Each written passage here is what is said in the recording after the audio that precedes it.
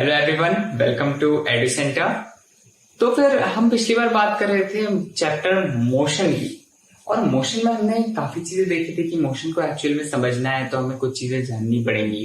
और जब हम मोशन की बात करते हैं तो हमारा बेसिक मतलब किन किन चीजों से होता है, और अगर हमें मोशन को डिस्क्राइब करना है तो हमने ये सीखा था कि हाँ, हम मोशन को ऐसे ही तो नहीं बोलेंगे कि देखो मोशन हो रहा है, बहुत मोशन हो रहा है, बहुत कम मोशन हो रहा है। हमें कोई पर्टिकुलर क्वांटिटी चाहिए होगी उस चीज को डिफाइन करने के लिए कि एक्चुअल में कितना मोशन हो रहा है। तो मोशन को नापने का तरीका क्या है, उसमें हमने दो टर्म्स की बात भी की थी, डिस्टेंस और डिस्प्लेसमेंट। डिस्टेंस क्या होती है कि the length of actual pathway travelled by any body.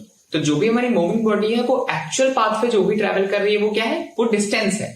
Displacement क्या होती है कि irrespective of whatever pathway it takes, irrespective of, जैसे कि मान लो ये इनिशियल है, displacement focuses only on initial and final points.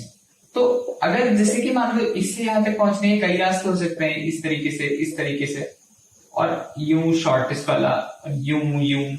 तो डिस्टेंस में तो ये चारों अलग अलग डिस्टेंसेस हैं, लेकिन जो अगर हम इनिशियल और फाइनल के बीच में डिस्प्लेसमेंट कितना है सिर्फ ये बात करें तो जो शॉर्टेस्ट वाली डिस्टेंस होगी वो डिस्प्लेसमेंट होगी। तो डिस्प्लेसमेंट क्या है, डिस्प्लेसमेंट ये वाली हो जाएगी।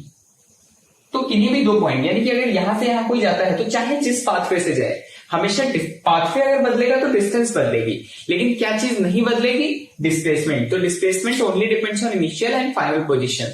इसका मतलब कि इनिशियल पोजीशन और फाइनल पोजीशन के बीच में जो सेपरेशन की मिनिमम डिस्टेंस है, जो मिनिमम उनके बीच दूरी जिसको कह सकते हो कि कितने फासले पे है, यही डिस्प्लेसमेंट है। कि एक्चुअली में बॉडी चाहे जिस रास्ते से गई लेकिन अपने रास्ते से कितना डिस्प्लेस हो गई। ठीक है, तो ये चीज हम देख चुके हैं। तो हमने समझा कि मोशन को डिस्क्राइब करने के लिए डिस्टेंस डिस्प्लेसमेंट में हम डिस्क्राइब कर सकते हैं, लेकिन हम फिर लास्ट तक आते आते हम ये भी समझ गए थे कि नहीं यार, अगर मैं 10 मीटर चल रहा हूं, तुम भी 10 मीटर चल रहे हो, लेकिन मैं तेज चल रहा हूं, मैं धीरे चल रहा हूं, तो ये सही है कि हम दोनों 10 मीटर ही चल रहे हैं, लेकिन फिर भी हमारे मोशन में फर्क तो है। कोई ये नहीं कह सकता कि जैसा मोशन मैं कर रहा हूं वैसे ही तुम चल रहे हो। और वहां से हम पहुंचे थे कॉन्सेप्ट है स्पीड के, कि और स्पीड के कॉन्सेप्ट पे कैसे पहुंच रहे कि हाँ, हमें टाइम को भी अकाउंट में लेना पड़ेगा, जिसमें हम बात की थी total distance travelled divide by total time taken. ये हमारी थी स्पीड, कि किसी भी इंटरवल में अगर हमें स्पीड को डिफाइन करना हो तो हम ऐसे डिफाइन करेंगे। ठीक, तो यहां पे एक इंपॉर्टेंट कंपोनेंट हमने देखा कि टाइम। तो यहां से गेम में आ जाता है कौन, टाइम। तो हम ये समझे कि अब तक जो डिस्टेंस डिस्प्लेसमेंट की बात चल रही थी, सिर्फ उससे हमारा काम नहीं चल रहा, और यहाँ पर एक और फिजिकल क्वांटिटी हमारे पिक्चर में आ चुकी है, कौन सी, टाइम। तो जब हम फिजिक्स में टाइम की बात करते हैं तो टाइम हमें ऐसे जनरली सुनने में बहुत अजीब सा लगता है कि हाँ ठीक है, टाइम से तो फैमिलियर ही है, टाइम में कौन सी खास बात है। लेकिन शुरुआत में दो चीज समझने की जरूरत है कि फिजिक्स में जब हम टाइम की बात करते हैं तो हम टाइम की बात दो सेंस में करते हैं। कैसे कि टाइम से हमारा मतलब होता है कि एक तो हम जो जनरली टाइम बोलते हैं कि भाई कितना टाइम हुआ है,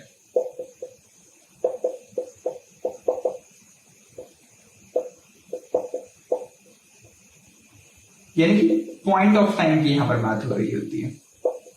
और एक जो दूसरे सेंस में हम टाइम का यूज करते हैं उसको हम सेंस में यूज करते हैं टाइम इंटरवल के सेंस में, ड्यूरेशन के सेंस में, या फिर यू कह लो कि टाइम पीरियड के सेंस में। इन दोनों में फर्क है, यानी कि फिजिक्स में हम दोनों बार टाइम की बात कर रहे हैं, लेकिन दोनों बार अलग तरीके से बात कर रहे हैं। क्या फर्क है, चलो देखो। तो मान लो कि अच्छा, मैं इसको रख के दे रहा हूं कि फिर समझते हैं, या फिर चलो ऐसे कर देते हैं और फिर अच्छे से समझते हैं कि टाइम को, जिस टाइम को हम सुनते आ रहे हैं उसको कैसे दो सेंस में यूज करते हैं। तो अगर मैं तुमसे पूछूं, मान लो तुम्हारी कल घड़ी बना लेता हूँ, बेटर समझ में आएगा,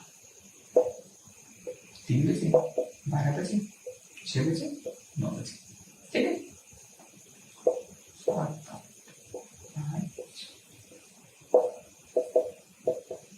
चलो अब समझने की कोशिश करते हैं कि अगर मैं पूछूं कि कल, मान लो कि तुम्हारी कल क्लास है किसी टाइम, तो दो फिर चीजें मुझे पूछनी पड़ेगी। अगर मैं तुमसे पूछना चाहूँ कि अच्छा कितने बजे, तो मैं एक सवाल तो ये पूछ सकता हूँ कि अच्छा बताओ तुम्हारी कल क्लास कितने बजे है। तो तुम सीधे सीधे कह दोगे कि मेरी क्लास कल से 7 बजे है, 7 बजे है, यानी कि ये पॉइंट, ये जो डॉट है ना, ये इस टाइम पे मेरी क्लास शुरू होगी। अच्छा, मैं पूछूं कि क्लास कितनी देर चलेगी, तो तुम क्या बोलोगे, कि 2 घंटे की क्लास है तो 7 से 9 चलेगी, तो तुम क्या बोलोगे 7 से 9। तो जब मैं बोलता हूं कि कितनी देर चलेगी क्लास या फिर कितने टाइम की क्लास है, कितने ड्यूरेशन, तो वहां पे मेरा मतलब क्या होता है कि मैं पूछ रहा हूँ कि कितना ड्यूरेशन हो गया, यानी कि टाइम की डायमेंशन पे कितना चेंज आ जाएगा अगर तुम वो क्लास अटेंड करोगे। यानी कि जो बेसिकली जब टाइम इंटरवल की हम बात करते हैं तो इन्हीं 2 टाइम पॉइंट्स के बीच के गैप की बात करते हैं। तो ये 7 बजे और 9 बजे के गैप की बात कर रहे हैं, तो ड्यूरेशन यहाँ पे कितनी है, तो अगर मैं ड्यूरेशन की बात करूं तो यहाँ पे ड्यूरेशन कितनी है, ड्यूरेशन 2 घंटे। यानी अगर हम टाइम ड्यूरेशन की बात करें या फिर टाइम इंटरवल की बात करें तो जो क्लास कितने टाइम इंटरवल में हो रही है, 2 घंटे में हो रही है, लेकिन क्लास कितने बजे हो रही है, 7 बजे। ये पहले सेंस में यूज होता है जिसको हम बोलते हैं पॉइंट ऑफ टाइम या फिर जनरली सिर्फ टाइम बोल देते हैं कि भाई टाइम कितना हुआ है। और अगर हम ये कहेंगे कितनी देर चल रही है या चेंज के एक पीरियड की बात करें, इंटरवल की बात करें, तो फिर ये क्या होता है ड्यूरेशन। इसको जनरली हम एक विड्थ ऑफ टाइम में बांटते हैं, जैसे 3 मिनट हो गए या 6 घंटे या फिर घंटा मिनट सेकंड में ऐसे बोलते हैं, ना कि डायरेक्टली ऐसे कि 7:13 इस तरीके से नहीं बोलते हैं। अरे तो आई होप कि इतना समझ में आ गया होगा कि हाँ 2 क्वांटिटी होती है, एक पॉइंट ऑफ टाइम और एक ड्यूरेशन ऑफ टाइम। तो अभी समझते हैं कि इनका सिग्निफिकेंस क्या है, कहाँ कैसे यूज होती है, फिर और क्लैरिटी आ जाएगी। तो चलो एक एग्जाम्पल देखो। मान लो एक एग्जाम्पल से दिस इज अ स्क्वायर, तो मान लो इसमें पोजीशंस क्या क्या होंगी, ए पोजीशन होगी, फिर बीच में सारी पोजीशंस ही हैं, ये बी पोजीशन है, फिर बीच में सारी पोजीशंस है, ये सी पोजीशन है, फिर बीच में सारी पोजीशन है, फिर डी पोजीशन। इनमें से कुछ पोजीशन को हमने पर्टिकुलर नेम देके रखा है जो कॉर्नर की पोजीशंस हैं, और बाकी जो ऑन द वे पोजीशंस आ रही है उनको हमने कोई नाम नहीं दिया है, पर वो भी पोजीशंस ही हैं। तो नाउ फॉर एग्जांपल से कि इसकी जो लेंथ है वो मान लो कि टोटल है 5 मीटर, तो अगर ये स्क्वायर है तो सारी 5 की हो जाएंगी, 5 मीटर 5 मीटर और 5 मीटर। नाउ से कि कोई चीज t बराबर 0 पे कहां पे है, a पे, यहां से चलना शुरू करती है, ठीक है। तो ये सपोज करो एक बंदा है, ये यहां से चलना शुरू करता है, तो ऊपर की तरफ ऐसे चल रहा है, और से t इज इक्वल टू 5 पे, फिर ऐसा कर लो, इसको 10 कर लो तो आसानी रहेगी, फिर सेम ही होगा। ये मान लो 10 है for the sake of simplicity, और तो ये जो चल रहा है t इज इक्वल टू 5 पे, ये हम पहुंच गए b पे, फिर भी ये चलता जा रहा है, अरे t इज इक्वल टू 10 पे सपोज करो c पे पहुंच गया, ठीक है। तो अब इस एग्जांपल में देखने की कोशिश करते हैं कि कैसे क्या हो रहा है। तो अब सपोज करो मैं तुमसे पूछूं कि बताओ कि वो t इज इक्वल टू 5 पर कहां है, तुम क्या बोलोगे कि t इज इक्वल टू 5 पे तुमने देखा कि t इज इक्वल टू 5 पे तुमने झांक के देखा, अच्छा हाँ b पे खड़ा है, ठीक है। मैं बोलूं कि बताओ सपोज करो ये t बराबर 7 पे यहाँ पे, तो वो t बराबर 7 पे कहां पे होगा, यहाँ पे होगा, t बराबर समथिंग पे कहां पे होगा, यहाँ पे होगा, यानी किसी पॉइंट ऑफ टाइम पे उसकी कोई पोजीशन होगी। पर मान लो मैं कहूं कि बताओ अच्छा t बराबर 5 से t बराबर 10 के बीच में उसने कितनी डिस्प्लेसमेंट ट्रेवल की, बात समझ में? क्या मैं ऐसे कह सकता हूँ कि t बराबर 5 से t बराबर 10 के बीच में उसने कितनी पोजीशन ट्रेवल की? नहीं कह सकता ना, क्योंकि जो उसकी पोजीशन है वो हर एक पॉइंट ऑफ टाइम पे होती है। पर अगर मुझे डिस्प्लेसमेंट बताना हो कि डिस्प्लेसमेंट अच्छा बताओ, तो मुझे तुम्हें क्या चीजें बताएगी, 2 बताने पड़ेंगे। अच्छा सर ये तो बताओ कि पहले उसकी इनिशियल पोजीशन क्या है, तो मैं बताऊंगा अच्छा t बराबर 5 उसकी इनिशियल पोजीशन है, तुम t बराबर 5 पे जाओगे तुम्हें b दिखेगा, तुम कहोगे ठीक है इनिशियल पोजीशन तो मिल गई। क्या है इनिशियल पोजीशन, b, यानी कि इनिशियल पोजीशन तुम्हें कब मिली, t बराबर 5 पे। तो चूंकि क्वेश्चन में दिया है कि t बराबर 5 उसकी इनिशियल पोजीशन है, तुमने b मान लिया इनिशियल पोजीशन है, क्योंकि तुम्हें डिस्प्लेसमेंट निकालना है और तुम्हें और क्या पता होना चाहिए, फाइनल पोजीशन। तुमने कहा फाइनल पोजीशन क्या है, t बराबर 10, तुम t बराबर 10 पे गए, t बराबर 10 पे देखा अच्छा c, तो c जो t बराबर 10 पे, यानी हमने कहा कि फाइनल पोजीशन है, तो c तुम्हारी क्या हो गई, ये c फाइनल पोजीशन हो गई, फाइनल पोजीशन। तो अब तुमने कहा b इनिशियल पोजीशन हमने मान लिया, c में फाइनल पोजीशन दिया हुआ है, तो फिर यहाँ पर इनके बीच डिस्प्लेसमेंट कितनी हुई, इनके बीच की जो मिनिमम सेपरेशन होगी, मिनिमम सेपरेशन के बीच कितनी है 10 मीटर, तो डिस्प्लेसमेंट कितना हो गया 10 मीटर। तो बात समझ आई कि अगर मैं कहूं कि t बराबर 5 पर उसकी पोजीशन क्या है, तो तुम क्या कहोगे b है। पर मैं कहूं कि t बराबर 5 से t बराबर 10 के बीच में उसकी डिस्प्लेसमेंट कितनी है, तो तुम 10 मीटर कहोगे। ऐसे सपोज करो थोड़ा और आगे चलता चला जाए, और सपोज करो t बराबर 15 पे d में पहुंच जाए, तो t बराबर 5 से लेके t बराबर 15 के बीच में अगर डिस्प्लेसमेंट निकालना हो तो फिर d फाइनल पॉइंट बन जाएगा, क्योंकि हमने कौन से दो टाइम पॉइंट को चूज किया है, t1 ये हो गया जो इनिशियल है, t2 हमारा तब ये क्या हो जाएगा, ये तुम्हारा फाइनल हो जाएगा। तो इनिशियल ये हो गया, फाइनल ये हो गया, इनके बीच में उसने इस ड्यूरेशन में उसने डिस्प्लेसमेंट ट्रैवल की है। क्या उसने इस ड्यूरेशन में डिस्प्लेसमेंट ट्रैवल की है, तो वो डिस्प्लेसमेंट कुछ ये हो जाएगी। तो ये डिस्प्लेसमेंट क्लियरली दिख रही है ना कि क्या होगी। तो इसको निकालना हो तो 10 स्क्वायर प्लस 10 स्क्वायर का होल रूट ले लो, तो तुम्हारी 10√2 आ जाएगी डिस्प्लेसमेंट। तो डिस्प्लेसमेंट कितनी आएगी 10√2। पर अगर मैं कहूं कि t बराबर 15 की पोजीशन कितनी है तो t, अच्छा मैं t बराबर 15 पे अगर डिस्प्लेसमेंट पूछूं तो नॉट डिफाइंड, t बराबर 15 पे डिस्प्लेसमेंट थोड़ी डिफाइंड है, डिस्प्लेसमेंट तो इनिशियल पॉइंट भी तो होना चाहिए। तो यानी कि t बराबर 5 से t बराबर 15 के बीच में उसने कितनी डिस्प्लेसमेंट ट्रैवल की, दिस मेक सेंस। यानी कि डिस्टेंस हो या डिस्प्लेसमेंट, वो जो चीज चेंज हो रही है, जो चीज किसी चीज जैसे 2 पॉइंट, जब तक 2 पॉइंट नहीं होंगे तब तक वो चीज डिफाइंड ही नहीं है। जैसे मैं एक और एग्जांपल देता हूं, मान लो इसमें सब कुछ भूल जाओ और मान लो किसी t बराबर 5 पे तुमने देखा और वो b पे खड़ा है, सिर्फ तुम्हें इतना पता है कि t बराबर 5 पे एक ऑब्जेक्ट b पे है, सिर्फ तुम्हें यही पता है, इसके अलावा तुम्हें कुछ और पता ही नहीं है, बाकी सब कुछ आउट ऑफ पिक्चर है, बाकी सब कुछ आउट ऑफ पिक्चर है, सिर्फ इतना दिया है कि t बराबर 5 पे वो b पे खड़ा है। ठीक है, तो अगर मैं पूछूं कि अच्छा बताओ t बराबर 5 पे उसकी सिर्फ इतना पता है कि t बराबर 5 पे एक पॉइंट है b, और फिर इसको थोड़ा और चेंज कर लो, मान लो तुम्हारे स्कूल गार्डन है और इस ग्राउंड के सेंटर में एक कुआं है, इसको तुम सब सेंटर बोलते हो, तो ये कौन सी पोजीशन हो गई, सेंटर। लेट्स से पोजीशन कौन सी हो गई, सेंटर। तो मैंने कहा कि t बराबर 1:30 बजे या फिर t इसी को 5 बोल दो, t बराबर 5 यानी कि 5 सेकंड बाद, तो t बराबर 5 पे सम पॉइंट ऑफ t पे इसकी पोजीशन बताओ। तुमने क्या कहा, हाँ c पे खड़ा है, ठीक है पोजीशन तो है।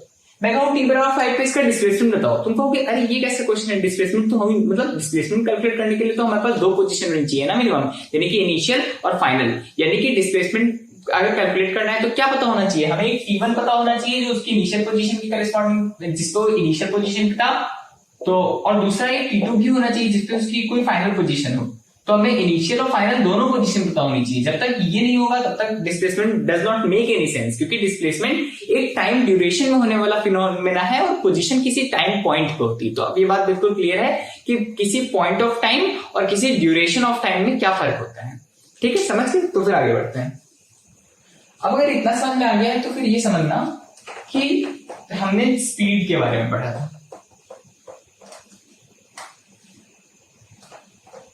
तो अब ये चीज और अच्छी समझ में आएगी कि वहां पे हमने स्पीड के बारे में क्या पढ़ा था कि speed is nothing but total distance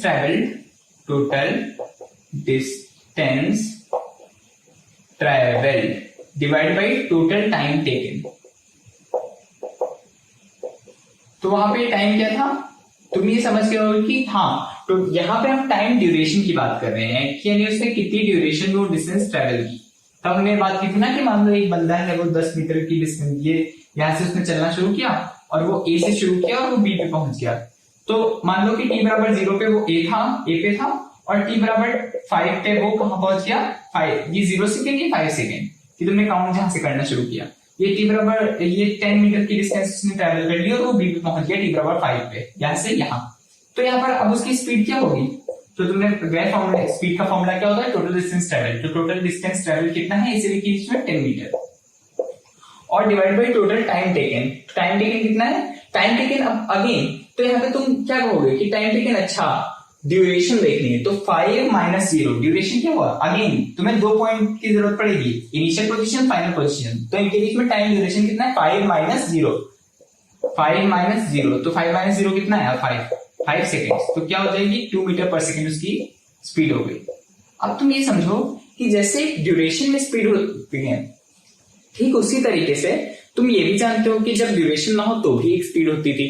क्या होती थी कि जब तुम कहीं जा रहे हो गाड़ी से, तुम देखते थे गाड़ी में हर पोजीशन पे एक डिफरेंट स्पीड दिखती थी कि मान लो मैं जब मान लो यहाँ पे हूं तो मेरी कुछ स्पीड होती थी, यहाँ पे हूं तो कुछ स्पीड होती थी, यहाँ पे हूं तो कुछ स्पीड होती थी।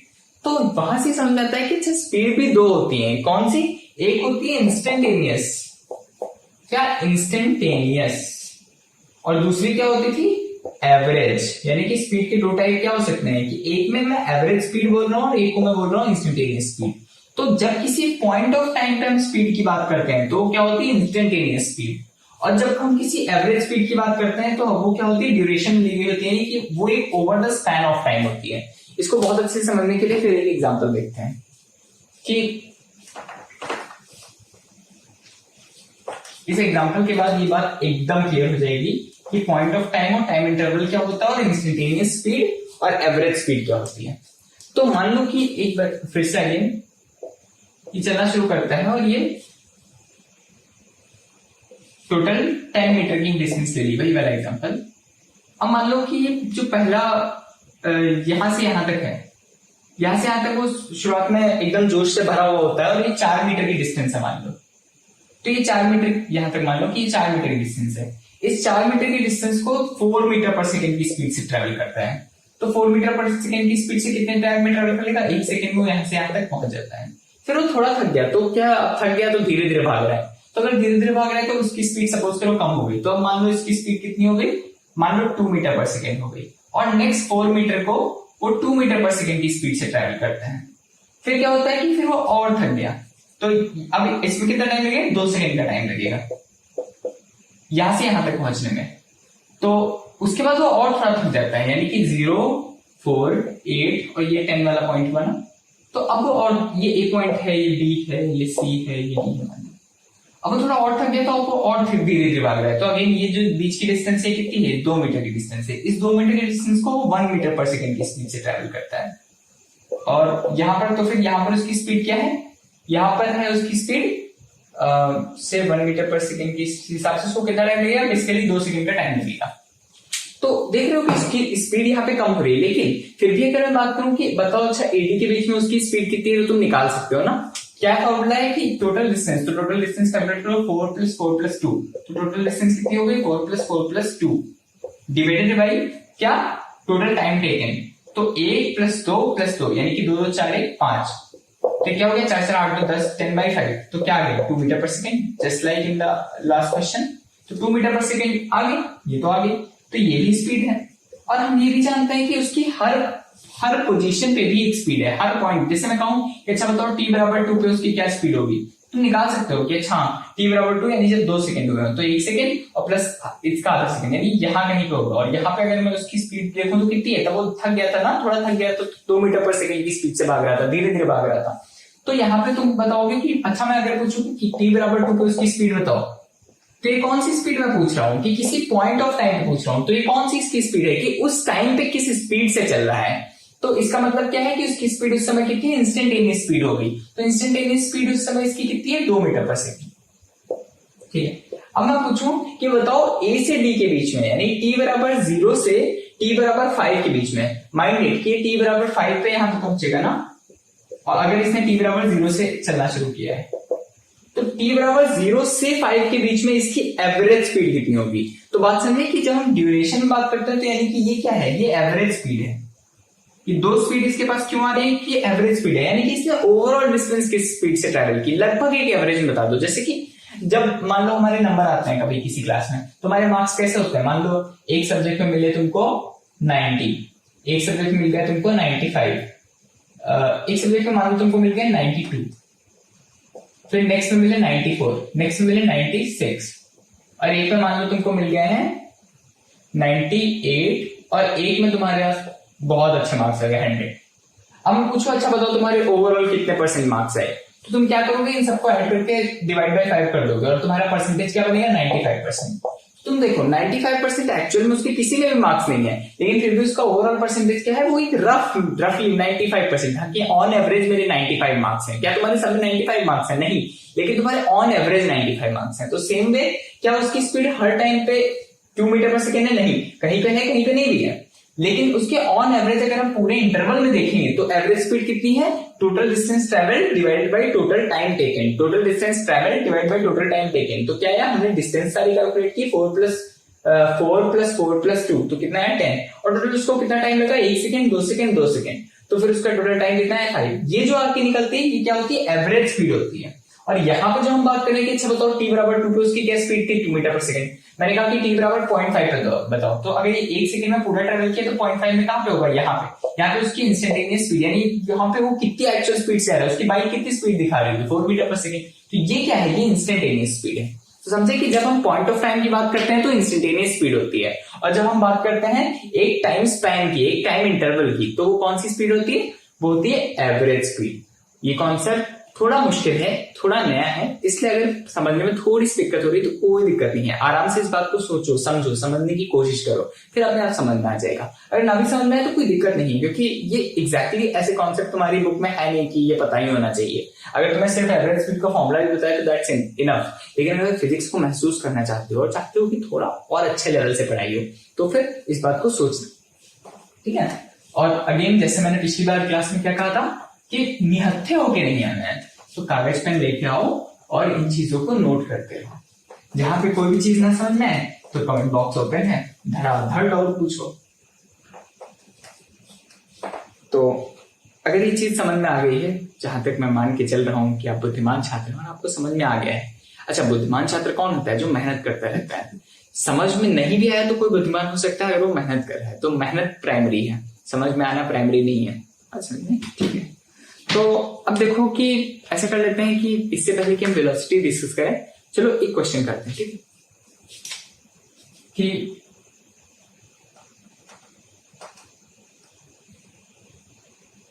मान लो क्वेश्चन नंबर 1, ये you have a friend, suppose करो मानव, सपोज करो देयर इज योर फ्रेंड मानव। वो क्या करता है कि वो एक ग्राउंड है, एक बड़ा सा ग्राउंड है, इसमें यहां से भागना शुरू करता है और वो भागते भागते किसी पॉइंट ए से किसी पॉइंट बी तक जाता है और फिर बी से वापस भागते हुए ए पे आ जाता है, तो ए पे वापस आ गया। तो कैसे गया? ऐसे गया, फिर वो वापस आ गया यहीं पर, ठीक है। ये डिस्टेंस कितनी है? 10 मीटर की ए से बी के बीच में डिस्टेंस है, या बार बार 10 मीटर ले रहे हैं, चलो 100 भी लेते हैं। Manav is very hard working, 100 metre चल जाएगा। और तुमने देखा कि इसको वापस आने में टोटल तुमने देखा कि कितना टाइम लगा टोटल? तुमने देखा कि यहाँ पे t बराबर 0 और वो t बराबर 20 तक वापस आ गया। तो और तुमने देखा कि वो यहाँ पे t बराबर 10 पे था, तो अगर उसको टोटल उसको ट्रैवल करने में कितना टाइम लगा? 20 सेकेंड। तो पहले बताओ कि इस क्वेश्चन में डिस्टेंस कितनी होगी? डिस्टेंस, तो डिस्टेंस उसने कितनी ट्रेवल की? 10 + 10 यानी कि 20 मीटर। तो उसकी एवरेज स्पीड बताओ। Total distance 20 meter divided by total time taken, तो टोटल उसने कितना टाइम लिया? डिस्टेंस तुम्हारी कितनी? अच्छा, 20 मीटर कहां से आ गई? 20 सेकेंड है ना टाइम, सॉरी। टोटल डिस्टेंस उसने 20 सेकेंड में कितनी ट्रेवल की? 100 + 100 यानी कि 200 मीटर। 100 मीटर गया और 100 मीटर आया, तो 200 मीटर डिस्टेंस हो गई ना। और तो फिर 200 मीटर अगर हमें पूछना हो कि ऑन एवरेज उसकी स्पीड क्या रही, अब वो बीच में कहीं पे तेज चल रहा होगा, कहीं पे धीरे चल रहा होगा, पर हमें उससे मतलब ही नहीं, हम एवरेज स्पीड पूछ रहे हैं। क्या हम इंस्टेंटेनियस स्पीड पूछ रहे हैं? नहीं, हम एवरेज स्पीड पूछ रहे हैं। तो बताओ इसकी t बराबर 0 से यानी कि a से b तक गया और फिर b से c तक, b से a पे वापस आया, इस प्रोसेस में उसकी ऑन एवरेज कितनी स्पीड रही, नहीं उसकी एवरेज स्पीड कितनी रही। तो एवरेज स्पीड का तरीका क्या है कि वो जितनी टोटल डिस्टेंस चला है, तुमने इनिशियल पॉइंट किसको माना? इसको। फाइनल पॉइंट किसको माना? इसको।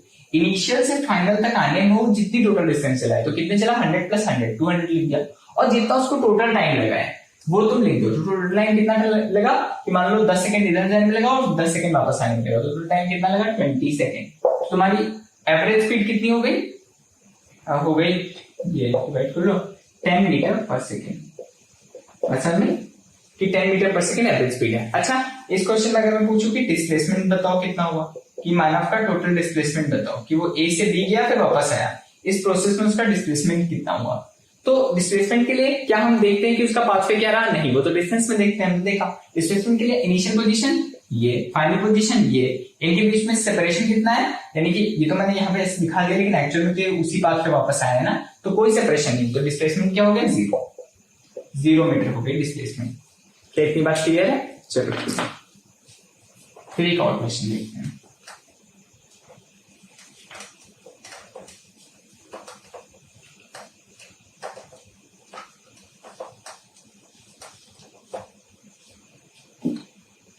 फिर से चलिए देखते हैं क्वेश्चन नंबर 2। लेट्स अज्यूम कि एक पॉइंट ए है, फिर ये एक पॉइंट बी है, एक पॉइंट सी। एक रोड है, उस पर चलती चली जा रही है और ए से बी के बीच में डिस्टेंस कितनी है? 150 मीटर। बी से सी के बीच में डिस्टेंस कितनी है 150 मीटर। तो एक पर्सन है वो जा रहा है मस्त रोड पे, तो वो क्या कर सकता है, वो ए से बी के बीच में यानी कि वो शुरुआत में 30 मीटर पर सेकेंड या फिर छोड़ मान लो कि 10 मीटर पर सेकेंड से चल रहा है, ठीक है। बट जैसे ही वो बहुत सारी देर गुजर जाती है, सोच रहा है मैं कितना धीरे चल रहा हूँ, बताओ अपनी जगह पे नहीं पहुंच रहा हूँ, ऐसे तो मैं लेट हो जाऊंगा। तो क्या करता है कि जब बी को क्रॉस करता है तो अपनी स्पीड बढ़ा देता है, अपनी स्पीड कितनी कर देता है 30 मीटर पर सेकेंड करता है, कहता है ऐसे तो काम नहीं चलेगा, मुझे तेज चलना होगा। तो ए से बी के बीच में किस स्पीड से चलता है 10 से, तो 10 से कब तक चला, यहां से लेके के यहां तक, इतनी रोड पे वो किस स्पीड से चला 10 मीटर पर सेकेंड से। फिर बी से सी के बीच में किस स्पीड से चला 30 मीटर पर सेकेंड की स्पीड से। असल में तो तुम्हें एवरेज स्पीड बतानी है कि अच्छा बताओ तो फिर इसकी एवरेज स्पीड कितनी रहेगी। बात समझो कि इसकी इंस्टेंटेनियस स्पीड जो है वो ए से बी के बीच में हर पॉइंट पे हर पोजीशन पे इसकी स्पीड कितनी रही होगी 10, कंसिस्टेंटली 10 से चला।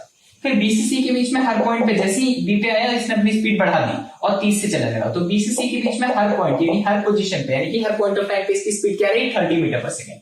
लेकिन मैं क्या पूछ रहा हूं, मैं पूछ रहा हूं एवरेज स्पीड बताओ ए से सी के बीच में। जब ये ए से सी पे गया, मैंने क्या बताया कि कोई भी चीज जो ड्यूरेशन में होती है, जैसे एवरेज स्पीड ड्यूरेशन में होती है, तो इनिशियल और फाइनल दोनों डिफाइंड होने चाहिए। तो एवरेज स्पीड में इनिशियल पोजीशन क्या है ए, फाइनल पोजीशन क्या है सी, मैं इन दोनों पोजीशन के बीच में इसकी एवरेज स्पीड पूछ रहा हूं। तो एवरेज स्पीड का फिर से फॉर्मूला लिखो, टोटल डिस्टेंस ट्रेवल्ड, आगे समझो, divide by total time taken. Clear है?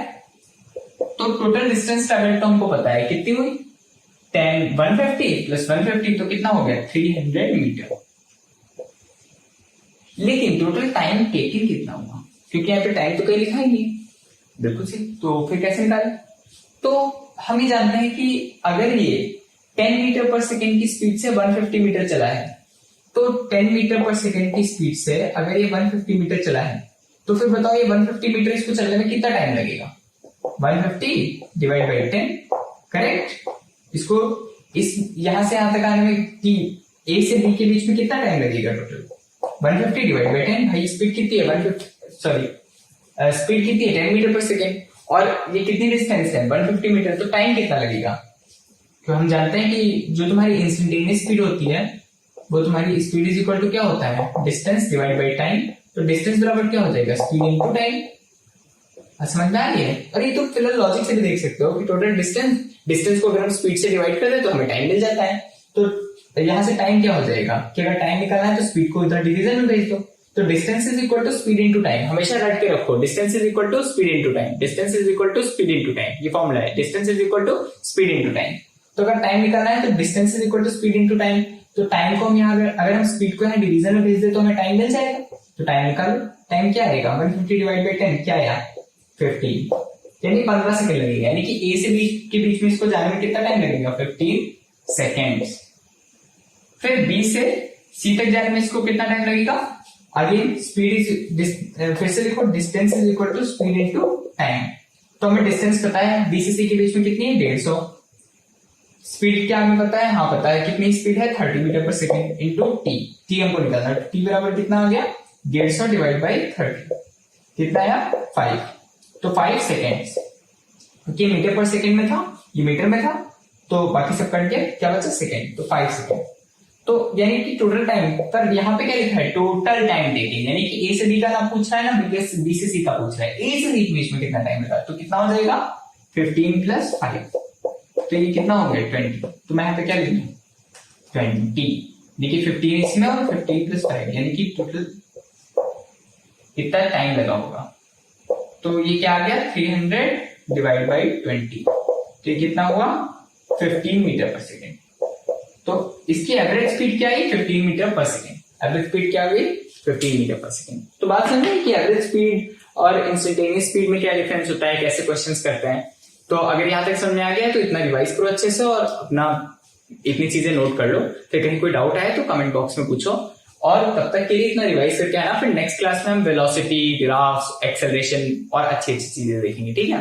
अगर कोई भी दिक्कत है तो बिल्कुल परेशान होने की जरूरत नहीं है, आराम से पढ़ते रहो, धीरे धीरे समझ में आ जाएगा।